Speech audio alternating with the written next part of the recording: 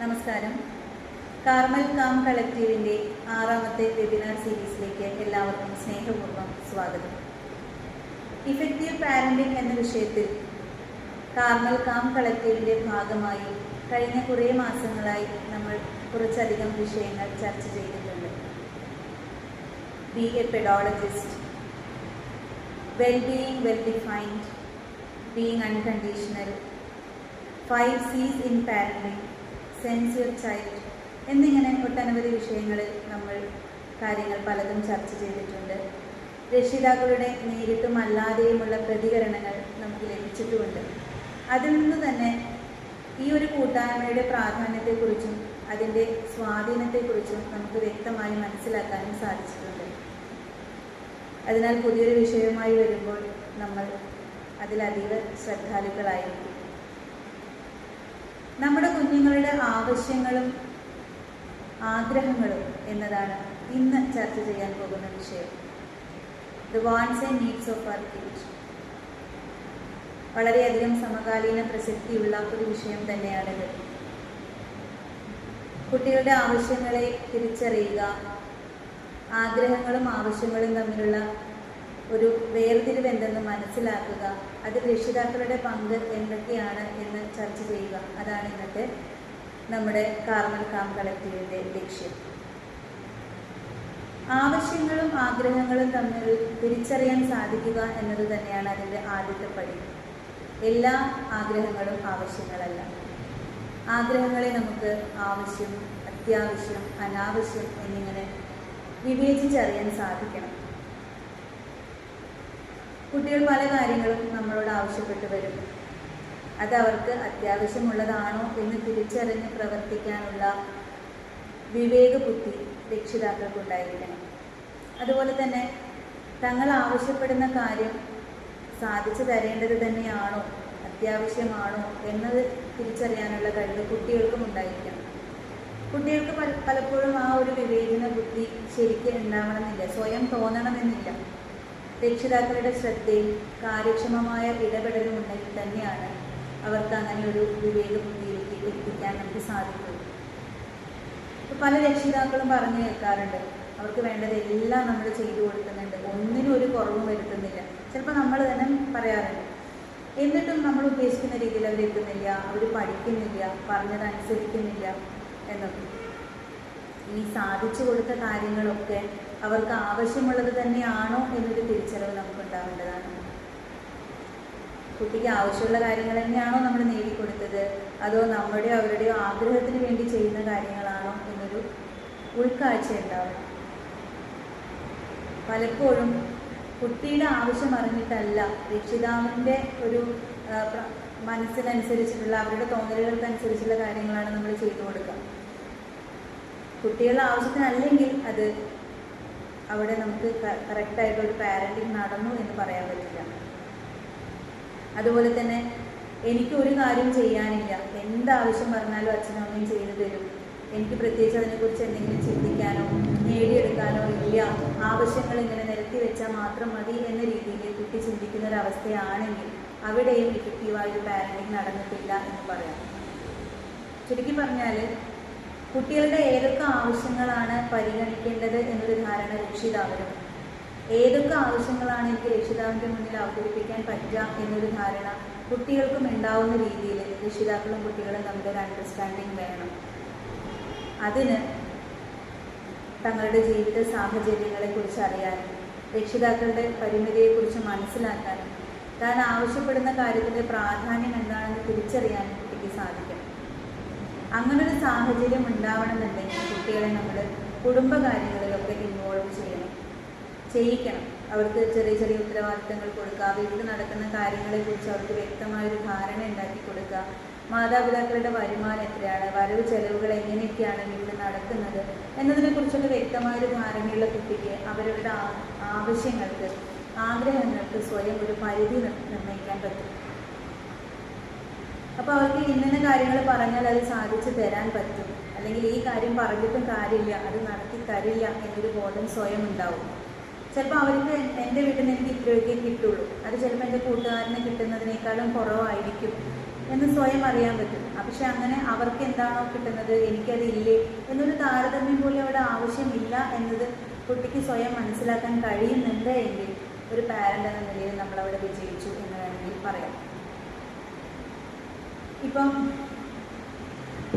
നമ്മുടെ വീട്ടിലെ സാഹചര്യങ്ങളെക്കുറിച്ച് പൂർണ്ണമായിട്ടുള്ള ബോധമുണ്ടെങ്കിലാണ് കുട്ടികൾക്ക് പല കാര്യങ്ങളും ചെയ്യാൻ പറ്റുക, പല കാര്യങ്ങളും ആവശ്യപ്പെടാൻ പറ്റുക. പക്ഷേ ഇതിനേക്കാളൊക്കെ മുമ്പായിട്ട് നമ്മൾ ശ്രദ്ധിക്കേണ്ട ചില ബേസിക് ആയിട്ടുള്ള ആവശ്യങ്ങളുണ്ട്. ഒരു കുട്ടിക്ക് നിർബന്ധമായും കിട്ടിയിരിക്കേണ്ട ചില ബേസിക് നീഡ്സ്, അത് അവർക്ക് കിട്ടുന്നുണ്ട് എന്നുള്ളത് രക്ഷിതാവെന്ന നിലയിൽ നമ്മൾ ശ്രദ്ധിക്കേണ്ട ഒരു കാര്യമാണ്.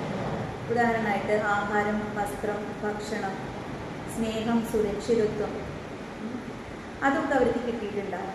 ഇത് ഭക്ഷണവും വസ്ത്രവും നമ്മൾ ഓട്ടോമാറ്റിക്കായിട്ട് ചെയ്തു കൊടുക്കുന്ന ഒരു കാര്യമാണ്.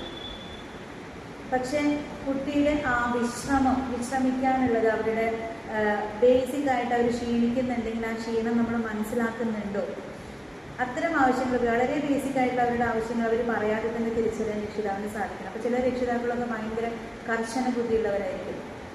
അവർ സ്ട്രിക്റ്റായിട്ട് ഇത്ര സമയം നിങ്ങളിരുന്ന് പഠിക്കണം, ഇത് പഠിച്ച് തീർന്നാലേ ഇത് തരുള്ളൂ, അല്ലെങ്കിൽ ഈ കാര്യം ചെയ്ത് കൊണ്ടുവന്നാലേ നിനക്ക് അത് തരൂ, അങ്ങനത്തെ ചില ഡിമാൻഡുകളൊക്കെ വയ്ക്കും. രാത്രി വളരെ വൈകി കാത്തിരിക്കും, ഒരു രക്ഷിതാവും കൂടെ കാത്തിരിക്കുന്നുണ്ടാവും. അതുപോലെ രാവിലെ വളരെ നേരത്തെ എണീപ്പിച്ച് പഠിക്കാനിരുത്തും. അവരുടെ വിനോദ സമയങ്ങൾ പോലും ഉപയോഗപ്പെടുത്തി ട്യൂഷനും മറ്റു പല കാര്യങ്ങൾ പഠിപ്പിക്കാൻ കൊണ്ടുപോലും കേട്ട് കുട്ടിയെ ഫുൾ ടൈം എൻഗേജ്ഡ് ആക്കുന്ന ചില പാരൻസ് ഉണ്ട്. അത് കുട്ടിയുടെ ഭാവിക്ക് വേണ്ടിയിട്ടാണ്, അവരുടെ നന്മയ്ക്ക് വേണ്ടി തന്നെയാണ് എന്നൊക്കെ രക്ഷിതാവിന് പറയാൻ ന്യായങ്ങളും ഉണ്ടാവും. പക്ഷേ കുട്ടിക്ക് അത് ഇഷ്ടപ്പെടുന്നില്ല എങ്കിൽ, അല്ലെങ്കിൽ കുട്ടിക്ക് പലപ്പോഴും അത് അഡ്ജസ്റ്റ് ചെയ്ത് പോകാൻ പറ്റുന്നില്ല എങ്കിൽ, കുട്ടി ക്ഷീണിതനാണ് എങ്കിൽ അവിടെ നമ്മൾ ഈ ചെയ്യുന്ന കാര്യങ്ങൾക്കൊന്നും ഒരു 100% റിസൾട്ട് നമുക്ക് പ്രതീക്ഷിക്കാൻ പറ്റില്ല. നമ്മളെ പേടിച്ചിട്ട് അല്ലെങ്കിൽ നമ്മുടെ പണിഷ്മെൻറ്റ് ഭയന്ന് കുട്ടി അതിൽ ട്യൂഷന് പോകുന്നുണ്ടാവും, അല്ലെങ്കിൽ പുസ്തകത്തിന് മുമ്പിൽ ഉറങ്ങാതെ ഇരിക്കുന്നുണ്ടാവും. പക്ഷെ അവിടെ റിസൾട്ട് ഉണ്ടാവില്ല. അപ്പോഴാണ് നമ്മൾ ഇത്രയൊക്കെ കാര്യങ്ങൾ ഒരുക്കി കൊടുത്തിട്ടും ഒന്നും കിട്ടുന്നില്ലല്ലോ എന്ന് പരാതി പറയേണ്ടി വരും. കുട്ടി സ്വന്തം താല്പര്യത്തോടുകൂടെ എനിക്ക് വേണ്ടിയാണ് എന്ന് തിരിച്ചറിഞ്ഞിട്ടൊരു കാര്യം ചെയ്യുമ്പോൾ മാത്രമേ അതിന് റിസൾട്ട് ഉണ്ടാവുള്ളൂ. അപ്പോൾ രക്ഷിതാവെന്ന നിലയിൽ നമ്മൾ കുട്ടിയുടെ മനസ്സിൽ അങ്ങനെ ഒരു ഇഷ്ടമുണ്ടാക്കുന്ന, അവർക്ക് വേണ്ട കാര്യങ്ങളെ തിരഞ്ഞെടുക്കാനുള്ള ഒരു ഇഷ്ടം, അത് എന്തിനു വേണ്ടിയാണെന്ന് തിരിച്ചറിയാനുള്ള ഒരു വിവേകം കുട്ടിയിൽ ഉണ്ടാവാനുള്ള മോട്ടിവേഷനും അതിന് വേണ്ട പിന്തുണയൊക്കെയാണ് നമ്മൾ കൊടുക്കേണ്ടത്. ഇഷ്ടത്തോടെ പഠിക്കാൻ, ഇഷ്ടത്തോടെ ഒരു കാര്യം ചെയ്യാൻ അവരെ പ്രേരിപ്പിക്കുകയാണ് നമ്മൾ ചെയ്യേണ്ടത്. അതിൻ്റെ പ്രാധാന്യം എന്താണെന്നുള്ളത് അടിച്ചേൽപ്പിക്കാത്ത രീതിയിൽ, അല്ലെങ്കിൽ ഒരു ഓർഡർ ഇട്ട് കൊടുക്കുന്ന രീതിയിലല്ലാതെ മനസ്സിലാക്കിപ്പിക്കാനാണ് പാരൻസ് ശ്രദ്ധിക്കേണ്ടത്. ഇപ്പോൾ പാരൻറ്റിങ് എന്ന് പറയുന്നത് ക്ഷമയോടുകൂടെ ചെയ്യേണ്ട ഒരു കാര്യം തന്നെയാണ്.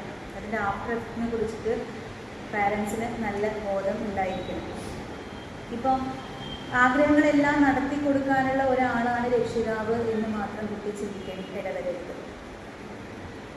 അതേപോലെ തന്നെ ആഗ്രഹങ്ങൾ, എനിക്ക് വേണ്ടതെല്ലാം ചെയ്തു തരുന്ന എൻ്റെ രക്ഷിതാവിന് എൻ്റെ കാര്യങ്ങളിൽ ഇടപെടാനുള്ള അവകാശം ഉണ്ടെന്നുള്ളതും കുട്ടിക്ക് തോന്നണം. കുട്ടിയുടെ കാര്യങ്ങളിൽ ഇടപെടാനുള്ള ഒരു ഇടം, കുട്ടികളുടെ മനസ്സിൽ അങ്ങനെ ഒരു ഇടം രക്ഷിതാവ് ഉണ്ടാക്കിയെടുക്കണം. അവർ ചെയ്യുന്ന കാര്യങ്ങൾ തെറ്റായി പോകുമ്പോൾ തിരുത്താനുള്ള സ്വാതന്ത്ര്യം രക്ഷിതാവിന് ഉണ്ടാവണം. ഞാൻ എന്ത് പറഞ്ഞാലും അവൻ കേൾക്കില്ല, അവൻ അവൻ്റെ ഇഷ്ടത്തിന് മാത്രമേ ചെയ്യൂ എന്ന് രക്ഷിതാവ് ആക്സെപ്റ്റ് ചെയ്യരുത്. അവർ പോകുന്ന വഴി ശരിയല്ലെങ്കിൽ അത് തിരുത്താനുള്ള ഒരു സ്പേസ് രക്ഷിതാവിന് കുട്ടികളിൽ ഉണ്ടാവണം. ആ ഒരു ഇടം ഉണ്ടാക്കുന്നത് വളരെ ചെറിയ പ്രായത്തിൽ തന്നെയാണ്. അപ്പോൾ രക്ഷിതാവും കുട്ടിയും തമ്മിൽ വളരെ വ്യക്തമായൊരു കമ്മ്യൂണിക്കേഷൻ ഉണ്ടാവണം, വളരെ വ്യക്തമായൊരു ബോണ്ട് ഉണ്ടാവണം, പരസ്പരം അങ്ങോട്ടും ഇങ്ങോട്ടും മനസ്സിലൊരു സ്ഥാനം ഉണ്ടാവണം. അപ്പോൾ രക്ഷിതാവിന് എന്തെങ്കിലും മിസ്റ്റേക്ക് വരുമ്പോൾ കുട്ടിയുടെ കാഴ്ചപ്പാടിൽ അത് തിരുത്താനുള്ള സാഹചര്യവും, തിരിച്ച് കുട്ടി പോകുന്ന വഴി ശരിയാവുന്നില്ലെങ്കിൽ രക്ഷിതാവിന് തിരുത്താനുള്ള സ്വാതന്ത്ര്യം ഉണ്ടാവണം. ആക്സെപ്റ്റ് ചെയ്യാതെ പോകുന്ന ചില പാരൻറ്റിങ് ഉണ്ട്. അച്ഛനും അമ്മയും പറയുന്നത് ഒന്നും ഉൾക്കൊള്ളാൻ തയ്യാറാവാത്ത കുട്ടികളുണ്ട്. അതൊക്കെ വലിയ രീതിയിലുള്ള പ്രത്യാഘാതങ്ങൾ പിന്നീട് ഭാവിയിൽ ഉണ്ടാക്കുന്നുണ്ട്. പിന്നെ രണ്ടാമത്തെ കാര്യം എന്ന് പറയുന്നത് സുരക്ഷിതത്വമാണ്. സ്വന്തം വീട് സുരക്ഷിതമായൊരു ഇടമാണ് എന്ന ബോധം കുട്ടിക്ക് ഉണ്ടാവണം. എനിക്ക് എന്ത് പ്രശ്നം വന്നാലും എൻ്റെ അച്ഛനും അമ്മയും എൻ്റെ കൂടെ ഉണ്ടാവും എന്നൊരു ധൈര്യം അവർക്ക് കിട്ടണം. അവർ പറയുന്ന കാര്യങ്ങൾ പരാതിയാണെങ്കിലും സങ്കടങ്ങളായാലും കേൾക്കാൻ നമ്മൾ തയ്യാറാവണം. അപ്പോൾ എന്തും ഓടി വന്ന് പറയാൻ, തോൽവിയാണെങ്കിലും ചെയ്ത തെറ്റാണെങ്കിലും എനിക്ക് ഇവിടെ വന്ന് പറയാം എന്നൊരു തോന്നൽ കുട്ടിക്ക് ഉണ്ടെങ്കിൽ അവർ ഹാപ്പി ആയിരിക്കും. വീട് അവർക്കൊരു അഭയമായിട്ട് തന്നെ തോന്നും. അല്ലെങ്കിൽ നമ്മളത് കേൾക്കാൻ തയ്യാറാവുന്നതിൽ, ഇപ്പോൾ നമ്മുടെയൊക്കെ ജീവിതം വെച്ച് നോക്കുമ്പോൾ നമ്മൾ അനുഭവിച്ചു പോകുന്ന കാര്യങ്ങളൊക്കെ വളരെ നിസ്സാരമായൊരു കാര്യമായിരിക്കും കുട്ടിയുടെ പ്രശ്നം.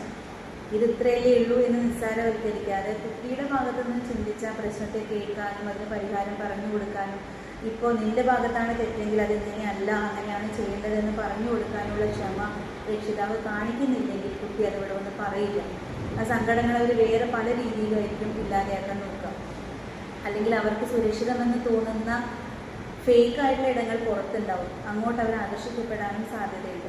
കുട്ടിയുടെ ഏറ്റവും സുരക്ഷിതമായ ഇടം കുട്ടിയുടെ അച്ഛനും അമ്മയുമുള്ള ഇടം അവൻ്റെ വീട് തന്നെയായിരിക്കും. അത് അവനൊരു ബേസിക് ആയിട്ടുള്ള ആവശ്യമാണ് സുരക്ഷിതത്വം എന്നുള്ളത്. അത് ഉറപ്പുവരുത്തേണ്ടത് രക്ഷിതാവിൻ്റെ കടമ തന്നെയാണ്. അപ്പോൾ ഈ ഒരു വിഷയം ചർച്ചയ്ക്ക് വരുന്നതിന് മുമ്പ് ഞാൻ ക്ലാസ്സുകളിൽ കുട്ടികളോട് നേരിട്ട് ചോദിച്ചിരുന്നു അവരോട് അവരൊരു രക്ഷിതാവിൽ നിന്ന് എന്താണ് പ്രതീക്ഷിക്കുന്നത്, എൻ്റെ അച്ഛനമ്മ എങ്ങനെ ആയിരിക്കണം എന്നാണ് അവർ ആഗ്രഹിക്കുന്നത് എന്നത്. ഒട്ടും ചിന്തിക്കാതെ തന്നെ അവർ കുറേ കാര്യങ്ങൾ നമ്മളോട് പറയാണ്ടായി. അതിലൊന്ന് കുറ്റം പറയരുത് എന്നാണ്. എൻ്റെ അടുത്ത് എന്തെങ്കിലും തെറ്റുണ്ടെങ്കിൽ എന്നോട് പറയാം, ആരും കേൾക്കാതെ.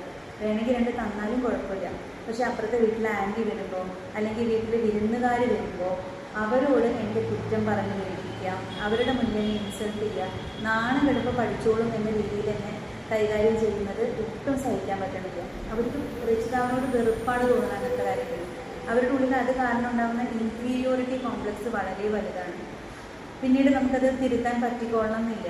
അപ്പോൾ രക്ഷിതാവിന് കുട്ടി ചെയ്യുന്ന എന്തെങ്കിലും കാര്യത്തിൽ കുറവ് തോന്നുകയാണെങ്കിൽ അത് തിരുത്താനുള്ള അവസരം നമ്മൾ മാത്രമുള്ളൊരു സമയത്ത് കൊടുക്കുക. തിരുത്താൻ പറ്റാത്ത ചില കാര്യങ്ങളുണ്ടാവും. ഓരോ കുട്ടിയും ഓരോ വ്യക്തിയാണ്. അവർക്ക് അവരുടേതായ കുറവുകളും കുറ്റങ്ങളും അല്ലെങ്കിൽ അവരുടേതായ പരിമിതികളും ഉണ്ടായിരിക്കും. അവരെ അവരായി മനസ്സിലാക്കാൻ ശ്രമിക്കുക എന്നുള്ളതാണ് രക്ഷിതാവെന്ന നിലയിൽ നമ്മൾ ആദ്യം ചെയ്യേണ്ടത്.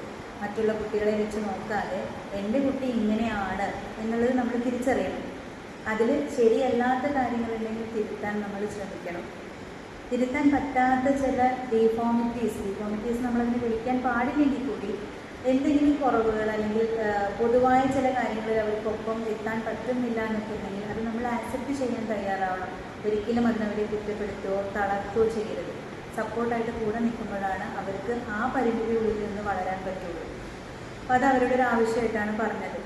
പിന്നെ താരതമ്യം ചെയ്തത്, അപ്പുറത്തെ കൂടെ പഠിക്കുന്ന കുട്ടി അവർ ചെയ്യുന്നത് കണ്ടില്ലേ, അവർക്കങ്ങനെ ചെയ്യുകയാണെങ്കിൽ നിനക്ക് ചെയ്തൂടെ എന്നുള്ള കമ്പാരിസൺ ഒരിക്കലും അവർ ആഗ്രഹിക്കുന്നില്ല. ആക്സെപ്റ്റൻസ് ആണ്. അവരെ അവരായിട്ട് ആക്സെപ്റ്റ് ചെയ്യാനുള്ളത് അവരുടെ ഒരു ബേസിക് ആയിട്ടുള്ള ആവശ്യമാണ്. അപ്പോഴാണ് അവർക്കൊരു കോൺഫിഡൻസ് ഉണ്ടാവുകയുള്ളൂ. അല്ലെങ്കിൽ ആരെ വെച്ചാണോ കമ്പയർ ചെയ്ത ആളോടുകൂടി കുട്ടികൾക്ക് വെറുപ്പാണ് ഉണ്ടാവുക, പകയാണ് ഉണ്ടാവുക. അപ്പം ആരുമായും താരതമ്യം ചെയ്യരുത്. തിരിച്ച് അച്ഛനെയും അമ്മയും കമ്പയർ ചെയ്താൽ അവർ സഹിക്കില്ലല്ലോ. അവൻ്റെ അച്ഛനും അമ്മയും അത് വാങ്ങിച്ചു കൊടുത്തു, എനിക്കിത് തന്നില്ലല്ലോ എന്ന് പറഞ്ഞാൽ നമ്മൾ ദേഷ്യപ്പെടുകയാണ് ചെയ്യുക. അതുപോലെ തന്നെ കുട്ടിയും താരതമ്യം ആഗ്രഹിക്കുന്നില്ല. ഓരോരുത്തർക്കും യുണീക്കായിട്ടുള്ള ഓരോ കഴിവുകളുണ്ട്. ഓരോരുത്തരും ഓരോ വ്യക്തികളാണെന്നുള്ളത് നമുക്കാണ് ആദ്യമായിട്ട് ബോധം വേണ്ടത്. ഇപ്പോൾ രക്ഷിതാക്കൾ ആ രീതിയിൽ കുട്ടികളോട് അപ്രോച്ച് ചെയ്യുകയാണെങ്കിൽ അവർക്ക് ഒരു ആത്മാഭിമാനം ഉണ്ടാവും. അതുപോലെ തന്നെ പിന്നെ അവർ പറയുന്നൊരു കാര്യം, ഒരു കുട്ടി സങ്കടത്തോടെ പറഞ്ഞ കാര്യമാണ്, കരഞ്ഞുപോയി പറഞ്ഞത്. അതെന്താണെന്ന് വെച്ചാൽ അവൻ്റെ അച്ഛനെ പോലെയാണുള്ളത്. അച്ഛൻ്റെ അമ്മയ്ക്ക് ഇഷ്ടപ്പെടാത്ത കുറേ ശീലങ്ങളും അവനുണ്ട്. ഈ അച്ഛനും അമ്മയും തമ്മിൽ കുറേ അഭിപ്രായ വ്യത്യാസങ്ങളുണ്ട്. അപ്പോൾ അമ്മ ആ ഫ്രസ്ട്രേഷൻ മുഴുവൻ തീർക്കുന്നത് ഈ കുട്ടിയെടുത്താണ്. അതെങ്ങനെ അയാളെ പോലെയല്ലേ ഇരിക്കുന്നത്, എങ്ങനെ നന്നാവുക, അതുപോലെയല്ലേ ഉള്ളത്. അച്ഛൻ്റെ വീട്ടുകാരെയൊക്കെ ഈ കുട്ടിയുടെ സ്വഭാവങ്ങളായിട്ട് വെച്ച് കമ്പയർ ചെയ്യാണ് ചെയ്യുന്നത്. അതവർ വളരെ വലിയ ഇൻസെക്യൂരിറ്റിയാണ് ഉണ്ടാക്കുന്നത്. അപ്പോൾ ഈ കുട്ടി ഒരു കുട്ടിയാണെന്ന് പോലും നോക്കാതെ അച്ഛനോടുള്ള ദേഷ്യം കൂടി കുട്ടിയോട് കാണിക്കുന്ന ഒരമ്മ. അപ്പോൾ അവൻ പറയണത് ഞാനിങ്ങനെ ആയത്, എന്നെ കാണാൻ അച്ഛനെ പോലെ ആയത് അവൻ്റെ കുറ്റമാണോ, എനിക്ക് ആ സ്വഭാവം കിട്ടിയത് എൻ്റെ കുറ്റമാണോ? അതിൽ പ്രശ്നമുണ്ടെങ്കിൽ അവൻ തിരുത്തി തരല്ലേ വേണ്ടത്. എന്നെ ഇൻസൾട്ട് ചെയ്യുകയും വളരെ വെറുപ്പോടുകൂടി എന്നോട് സംസാരിക്കുകയും ചെയ്യുമ്പോൾ അവൻ എവിടെയും വീട്ടിൽ അമ്മയുടെ അടുത്ത് പോലും അവനൊരു പ്ലേസ് ഇല്ല എന്നുള്ള തോന്നലാണുള്ളത്. ഇതിൻ്റെ നേരെ തിരിച്ചുള്ള പ്രശ്നം അവിടെ തന്നെ വന്നു. അപ്പോൾ ഈ കുട്ടി ഈ ഒരു എക്സ്പീരിയൻസ് ഷെയർ ചെയ്തപ്പോൾ അവിടെയുള്ള വേറൊരു കുട്ടിക്ക് ഇതിൻ്റെ തിരിച്ചാണ് പറയാനുള്ളത്. അമ്മയെപ്പോലെയാണ് എന്ന് പറഞ്ഞിട്ട് അധിക്ഷേപിക്കണോ എന്നുള്ളതാണ്. അച്ഛമ്മയും അച്ഛനും അങ്ങനെ അധിക്ഷേപിക്കണോ എന്നുള്ളതാണ്. അപ്പോൾ അച്ഛനും അമ്മയും കുടുംബത്തിലുള്ള അഭിപ്രായ വ്യത്യാസങ്ങളും അസ്വസ്ഥതകളും കുട്ടികളുടെ മനസ്സിനെ ബാധിക്കാത്ത രീതിയിൽ നമ്മൾ കൈകാര്യം ചെയ്യണം. നമ്മുടെ ഫ്രസ്ട്രേഷനോ ദേഷ്യമോ സങ്കടമോ തീർത്തു കൊടുക്കാനുള്ള ഒരു ഇടമായിട്ട് കുട്ടികളെ കാണരുത്. അവരൊരു ഇൻഡിവിജ്വലാണ്. ഒരു ഇൻഡിവിജ്വലായിട്ട് അവരെ ആക്സെപ്റ്റ് ചെയ്യാനുള്ളത് അവരുടെ ബേസിക് നീഡാണ്. ആ ആവശ്യം തിരിച്ചറിഞ്ഞ് മാത്രം നമ്മൾ പെരുമാറണം. അതുപോലെ നമുക്ക് ദേഷ്യം വന്നിരിക്കുന്ന സമയത്ത് കുട്ടികളോട് നമ്മൾ പ്രയോഗിക്കുന്ന ചില വാക്കുകളുണ്ട്. അതായത് ഇതിൻ്റെ വയറ്റിൽ എന്തിനാ പറഞ്ഞത് എന്നൊക്കെ ചോദിച്ചവരുണ്ട്. ഇതൊക്കെ കുട്ടികൾ നേരിട്ട് പറഞ്ഞ കാര്യങ്ങളാണ്. ഇങ്ങനെ ഒരെണ്ണം ഉണ്ടാവേണ്ടിയിരുന്നില്ല എന്ന് പറയുന്നുണ്ട്. ഇതൊക്കെ കുട്ടികളാണോ തീരുമാനിക്കുന്നത്? അങ്ങനെ പറയുന്ന വാക്കുകൾ, പിന്നെ പരീക്ഷയിൽ തോറ്റു വരുന്നൊരു കുട്ടി, അല്ലെങ്കിൽ പല കാര്യങ്ങളിൽ ഗെയിമിലൊക്കെ ഫെയിലായി വരുന്നൊരു കുട്ടി, ഒരു മത്സരത്തിന് പോയിട്ട് ജയിക്കാതെ വരുന്നൊരു കുട്ടിയെ സാരമില്ല അടുത്ത തവണ നോക്കാം എന്ന് പറയാതെ, അല്ലെങ്കിൽ ഇത് ഈ ഒരു ഏരിയയിൽ നിനക്ക് പോകാൻ പറ്റില്ലെങ്കിൽ നമുക്ക് വേറെ ഏതെങ്കിലും കാര്യങ്ങളിൽ പെർഫോം ചെയ്ത് നോക്കാം എന്ന് പറയാതെ, നിന്നെക്കൊണ്ട് ഒന്നിനും കൊള്ളില്ല എന്ന് പറഞ്ഞ് അധിക്ഷേപിക്കുന്ന ഒരു രക്ഷിതാവ് വീട്ടിലുണ്ടെങ്കിൽ ആ കുട്ടിയുടെ മാനസികാവസ്ഥ വളരെ മോശമായിരിക്കും. ചില വാക്കുകൾ കൊണ്ടുണ്ടാകുന്ന മുറിവുകൾ ചിലപ്പോൾ കാലത്തിന് പോലും മാറ്റാൻ പറ്റില്ല. ഒരു രക്ഷിതാവിൽ നിന്ന് അങ്ങനത്തെ ഒരു ശ്രമം ഉണ്ടാകുമ്പോൾ പ്രത്യേകിച്ചും അതൊരു വല്ലാത്ത പെയിനാണ് കുട്ടികളെ ഉണ്ടാക്കുക. അപ്പോൾ അതും കൂടി നമ്മൾ പരിഗണിക്കണം. അവരെ ആക്സെപ്റ്റ് ചെയ്യുക, അവരെ അപ്രീഷിയേറ്റ് ചെയ്യുക. ചെറിയ ചെറിയ കാര്യങ്ങൾ നേടി വരുമ്പോൾ ഇത്രയല്ലേ ഉള്ളൂ എന്ന് നിസ്സാരവൽക്കരിക്കാണ്ട് കുഞ്ഞു നേട്ടങ്ങളെ പോലും നമ്മൾ അഭിനന്ദിക്കുക, സമ്മാനങ്ങൾ വാങ്ങിച്ചു കൊടുക്കുക, അങ്ങനത്തെ കാര്യങ്ങളൊക്കെ ചെയ്ത് ആ നേട്ടം അവർക്ക് എന്നും തുടർന്ന് കൊണ്ടുപോകാവുന്ന രീതിയിൽ അവരെ പ്രോത്സാഹിപ്പിക്കാനും രക്ഷിതാക്കൾ ശ്രദ്ധിക്കേണ്ടതാണ്. പിന്നെ വേറൊരു കാര്യം ഇതിൽ പറയാനുള്ളത്, കുട്ടികളുടെ ആവശ്യത്തിനാണ് നമ്മൾ പ്രാധാന്യം കൊടുക്കേണ്ടത്. അവരുടെ ആഗ്രഹത്തിന് ലിമിറ്റ് വയ്ക്കാൻ അവർക്ക് തന്നെ സാധിക്കണം. ഇപ്പം ഏറ്റവും വലിയൊരു ആവശ്യം കുട്ടിയുടെ എന്ന് പറയുന്നത് അവൻ്റെ ഉത്തരവാദിത്തങ്ങൾ എന്താ എന്ന് തിരിച്ചറിയാനുള്ള ആവശ്യമാണ്. ചിലപ്പോൾ അവർക്കത് സ്വയം മനസ്സിലാക്കാൻ പറ്റണമെന്നില്ല. നമ്മൾ അവസരം കൊടുത്താൽ മാത്രമാണ് ഒരു കുടുംബത്തിലെ ഈ വീട്ടിലത്തെ ആൾ എന്ന നിലയിൽ എനിക്ക് ഇവിടെ എന്തൊക്കെ ഉത്തരവാദിത്തങ്ങളുണ്ട് എന്ന് അവൻ തിരിച്ചറിയണം. ഒരു സമൂഹത്തിലെ ജീവി എന്ന നിലയിൽ എനിക്ക് എന്തൊക്കെ ഉത്തരവാദിത്തങ്ങൾ എൻ്റെ സമൂഹത്തിനുണ്ട് എന്നുള്ളതും തിരിച്ചറിയണം. അതിന് ഉത്തരവാദിത്തങ്ങൾ ചെയ്ത് പരിശീലിപ്പിക്കാൻ നമ്മൾ ശ്രമിക്കണം. അതൊരു പണിയായിട്ടോ അല്ലെങ്കിൽ ആജ്ഞാപിച്ചിട്ട് ഇത് ചെയ്യുക എന്ന് പറയുന്നതായിട്ടോ ആവരുത്. ഞാൻ ചെയ്യേണ്ടതാണ് എന്ന് അവന് തിരിച്ചറിയുന്ന രീതിയിലായിരിക്കണം നമ്മൾ ആ ഇൻസ്ട്രക്ഷൻ കൊടുക്കേണ്ടത്. ഇപ്പോൾ ഉദാഹരണത്തിന് എൻ്റെ വീട്ടിൽ ഇന്ന കാര്യങ്ങൾ ഞാനും കൂടി ചെയ്താലാണ് ഇവിടെ സമയത്തിന് എല്ലാവർക്കും എല്ലാ കാര്യങ്ങളും ചെയ്തു തീർക്കാൻ പറ്റൂ എന്ന് കുട്ടിക്ക് മനസ്സിലാക്കിയിട്ട് അവൻ ചെയ്യണം. അല്ലാതെ അമ്മയെ സഹായിക്കുക എന്ന രീതിയിലായിരിക്കരുത്, അല്ലെങ്കിൽ അച്ഛനെ സഹായിക്കുക എന്ന രീതിയിലാവരുത്. അത് എൻ്റെ ജോലിയാണ്, ഞാൻ ചെയ്യേണ്ടതാണ്, എൻ്റെ കടമയാണെന്ന രീതിയിൽ അവൻ തിരിച്ചറിയുക എന്നുള്ളത് അത് അവൻ്റെ ആവശ്യമാണ്, നിലനിൽപ്പിൻ്റെ ആവശ്യം തന്നെയാണത്. ആ ആവശ്യം അവൻ മനസ്സിലാക്കി കൊടുക്കേണ്ടത് രക്ഷിതാവ് തന്നെയാണ്. ഇപ്പോൾ വീട്ടിലൊരാൾ വയ്യാതെയായി, ആ വയ്യാതെയായ ആളെ പരിചരിക്കാൻ ഇവർക്ക് പറ്റണം. ആരും പറയാതെ തന്നെ അവരത് തിരിച്ചറിയണം. അതുപോലെ ആ ആൾ വീട്ടിൽ ചെയ്തുകൊണ്ടിരുന്ന കാര്യങ്ങളെ ഏറ്റെടുത്ത് ചെയ്യാനുള്ള മനസ്സും കുട്ടിക്ക് ഉണ്ടാവണം. ആ രീതിയിലൊക്കെ കാര്യങ്ങൾ മനസ്സിലാക്കി ചെയ്യാൻ ആ ഒരു ഉത്തരവാദിത്വ ബോധം വളരെ ചെറുപ്പത്തിൽ തന്നെ കുട്ടികളിലേക്ക് നമ്മൾ എത്തിച്ചു കൊടുക്കണം. അതായത് ഓരോ പ്രായത്തിനും അനുസരിച്ചിട്ടുള്ള ചെറിയ ചെറിയ കാര്യങ്ങൾ അവരെ ചെറുപ്പത്തിൽ തന്നെ പരിശീലിപ്പിക്കുക, അത് ചെയ്യുമ്പോൾ അഭിനന്ദിക്കുക, അങ്ങനെയുള്ള കാര്യങ്ങളിലൊക്കെ അത് അവൻ്റെ ബേസിക് ആയിട്ടുള്ള ആവശ്യമാണ് എന്ന് തന്നെ മനസ്സിലാക്കിച്ചിട്ട് കൊണ്ടുപോകേണ്ടത് രക്ഷിതാവിൻ്റെ ഉത്തരവാദിത്വം തന്നെയാണ്. അപ്പോൾ ആവശ്യങ്ങൾക്ക് പ്രാധാന്യം കൊടുത്ത് ആഗ്രഹങ്ങൾക്ക് പരിധി നിശ്ചയിക്കുക. ഏതറ്റം വരെ ആഗ്രഹിക്കാം എന്നുള്ളത് ഓരോരുത്തരുടെ ജീവിത രീതികളും അവരുടെ ജീവിത സാഹചര്യങ്ങളും രക്ഷിതാക്കളുടെ ജീവിത സാഹചര്യങ്ങളും കൂടി വെച്ച് കുട്ടിക്ക് സ്വയം തിരിച്ചറിയാൻ പറ്റുന്ന രീതിയിലാക്കണമെങ്കിൽ കുടുംബ ബന്ധങ്ങൾ ശക്തമായിരിക്കണം. കുട്ടികളും പാരൻസും തമ്മിലുള്ള റിലേഷൻഷിപ്പ് വളരെ സ്മൂത്തായിരിക്കണം. ഇത്തരം കാര്യങ്ങളിലൊക്കെ രക്ഷിതാക്കൾ വളരെ വലിയ രീതിയിൽ തന്നെ ശ്രദ്ധ കൊടുക്കുകയും വേണം. ആഗ്രഹങ്ങൾ ഉണ്ടാവാം, ചിലപ്പോൾ നിസ്സാരമായ അത്ര അത്യാവശ്യമൊന്നും അല്ലാത്ത ആഗ്രഹങ്ങൾ നമുക്ക് സാധിച്ചു കൊടുക്കാൻ പറ്റുന്നതാണെങ്കിൽ സാധിച്ചു കൊടുക്കുകയും ചെയ്യണം. പൂർണ്ണമായും നിരുത്സാഹപ്പെടുത്താതിരിക്കണം. സമൂഹത്തിനെ കുറിച്ചുള്ള ഉത്തരവാദിത്വം അവർക്ക് ബോധം ഉണ്ടാവണം. ഒരു മകൻ എന്ന നിലയിൽ അല്ലെങ്കിൽ മകൾ എന്ന നിലയിൽ, ഒരു കൂടപ്പിറപ്പ് എന്ന നിലയിൽ, ഒരു ചെറുമകൻ എന്ന നിലയിൽ ഒക്കെ, ഒരു വിദ്യാർത്ഥി എന്ന നിലയിൽ അവർക്ക് എന്തൊക്കെ കാര്യങ്ങൾ ചെയ്യണം, അതൊക്കെ ബേസിക് നീഡാണോ അല്ലെങ്കിൽ അവരുടെ ആഗ്രഹങ്ങളാണോ എന്നൊക്കെ തിരിച്ചറിയാവുന്ന രീതിയിൽ വിവേക ബുദ്ധിയുള്ള ഒരു കുട്ടിയെ വളർത്തണം എന്നുണ്ടെങ്കിൽ രക്ഷിതാക്കൾ വളരെ അധികം ശ്രദ്ധയോടുകൂടി ഈ കാര്യം ചർച്ച ചെയ്യേണ്ടതാണ്. വളരെ നല്ലൊരു രക്ഷിതാവായിരിക്കാൻ നമുക്ക് എല്ലാവർക്കും സാധിക്കട്ടെ. കുട്ടികളെ മുറിപ്പെടുത്താതെ അവരുടെ ആവശ്യങ്ങൾക്ക് പ്രാധാന്യം കൊടുത്ത് ആഗ്രഹങ്ങൾ സാധിച്ചു കൊടുക്കാൻ സാധിക്കുന്ന രക്ഷിതാവായിരിക്കാൻ നമുക്ക് സാധിക്കട്ടെ. അതേപോലെ തന്നെ നമ്മുടെ കുഞ്ഞുങ്ങൾക്ക് രക്ഷിതാക്കളുടെ മനസ്സ് വേദനിപ്പിക്കാത്ത രീതിയിൽ ജീവിക്കാൻ സാധിക്കുന്ന, സമൂഹത്തിനും നാടിനും കൂട്ടുകാർക്കും നാട്ടുകാർക്കും ഒക്കെ ഉപകാരപ്പെടുന്ന നല്ലൊരു വ്യക്തിയായി ജീവിക്കാനുള്ള സാഹചര്യങ്ങൾ കുട്ടികൾക്കും ഉണ്ടാവട്ടെ എന്ന് ആശംസിക്കുന്നു.